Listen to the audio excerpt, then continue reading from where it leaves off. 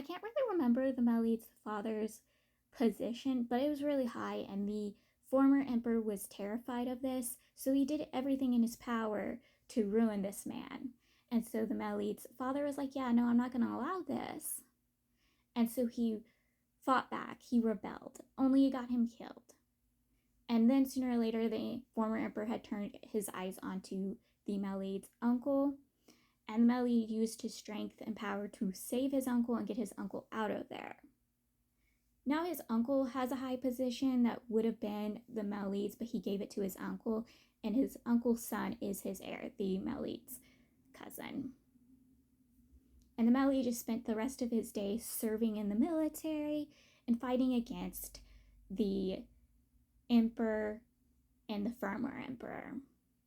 And during this whole fighting situation, the former emperor ran from the capital, and during his running away, died. Like, he didn't die by the hands of the male lead, he just died from running away because he was exhausted, got sick, and passed away. And so the current emperor was made emperor because there's not many children outside of him and his brother, the main character, the original host. And his uncle made sure he got the position so he could puppeteer and control the current emperor.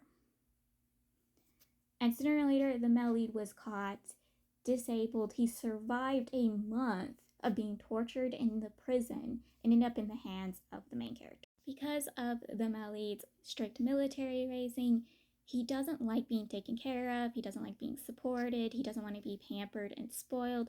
He also knows that when people give you quote-unquote kindness, they probably have some devious reason of doing it, or they will backstab you. So he has zero to no trust in people. So he's heavily suspicious of the main character, but he, like I said, starts seeing the main character like a rabbit in fox clothing or sheep in wolf's clothing. Like, he can catch the moments where the little rabbit's tail is peeking out. He also overhears the main character telling his head eunuch that the main character once saw him years ago and became in love with the male lead. So this is why he treats the male lead so differently than others. When the head eunuch was questioning the main character's behavior, because the main character was sleeping in the day bed instead of sleeping in the actual bed and letting the male lead sleep in that bed, or the fact that the main character moved the male lead from his depleted house to moving him into the same room, even though the main character wanted to move him to a different room in the same house, but like, he got moved into the main character's place. And so the male lead, he's suspicious of everything the main character does. Like, the mental Olympics the male lead is doing reminds me of the main character from Scum Saving System. I'm sitting there going, are these two related? Because they feel like they're related. And the main character, because he's read those historical records, he knows the personality the male lead has and how the male lead doesn't want to be taken care of or pampered and spoiled. The main character is trying his best to stay in a lane that won't upset the male lead, but also make sure that the male lead will come to see him as an ally, as a friend, won't get rid of him in the future, but he knows that he can't cross a certain line, and he's like wary of what that line is. Right now, my favorite character in the whole book is the main character's head eunuch. This dude, everything the main character does for the male lead, he misunderstands. He assumes the main character's fully in love with the male lead, that they have done things together, that he's infatuated. And yes, the main character told him he was in love with the male lead, but like, he could have just taken that as a granted of salt. But now he fully believes it, and everything the main character does, he misassumes.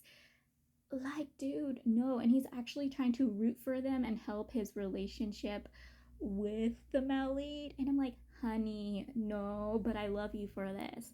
Like, he is full on a wingman. He's being a wingman.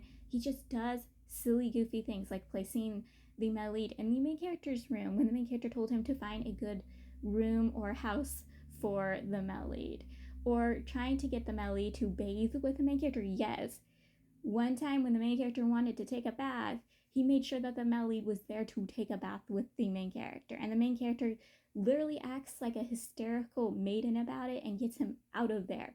the male lead states that the main character acted like a maiden.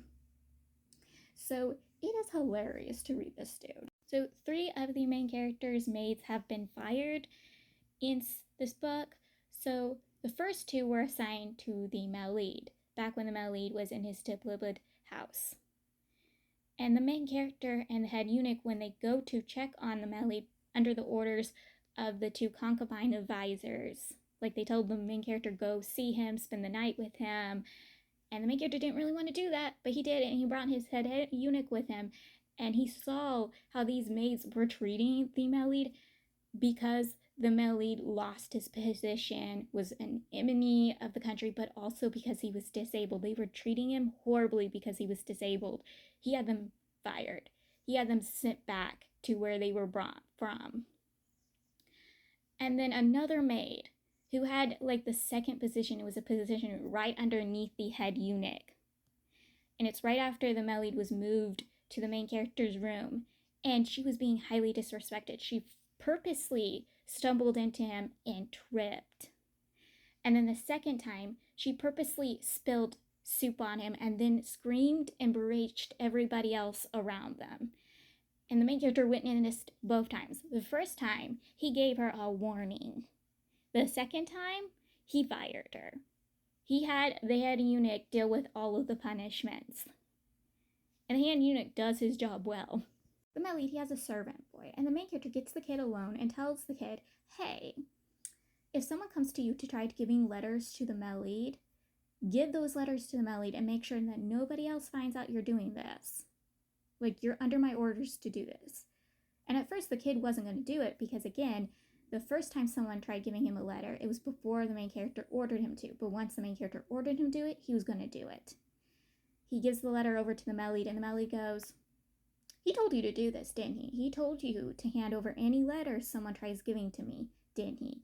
And the kid doesn't answer him, but it's pretty obvious that the kid wouldn't have done this if the main character didn't allow it, or the letters would have never got to him if the main character didn't allow it. The main character had got a physician to take care of the male lead, and the male lead gives this physician a quote-unquote pill that could be harmful and ruin the physician's organs, destroy them, and the physician believes everything the male lead was telling him, but it wasn't true.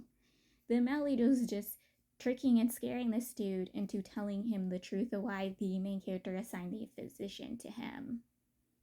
And later the physician shows up to take care of the male lead when the male lead fell to illness because of his injuries, and cleans up his injuries, bandages them, gives him medicine for his illness. But he has this physician convinced that he has to come to the male lead every few months to get a pill to stop the pill he was given.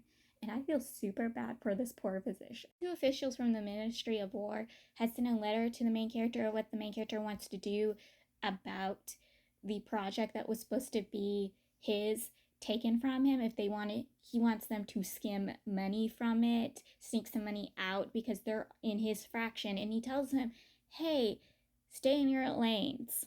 Like, stay in the sidelines. I will tell you when you need to do anything, but stay put.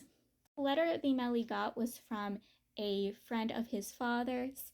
He uses this letter to basically compare this dude to the main character, and he gets why the dude is behaving the way the dude is, but he is also sits there and compares the two. He also likes the fact that he now knows the main character gave up something of his to keep the male lead from being humiliated. But like the dude who wrote the letter to the male lead didn't even realize that.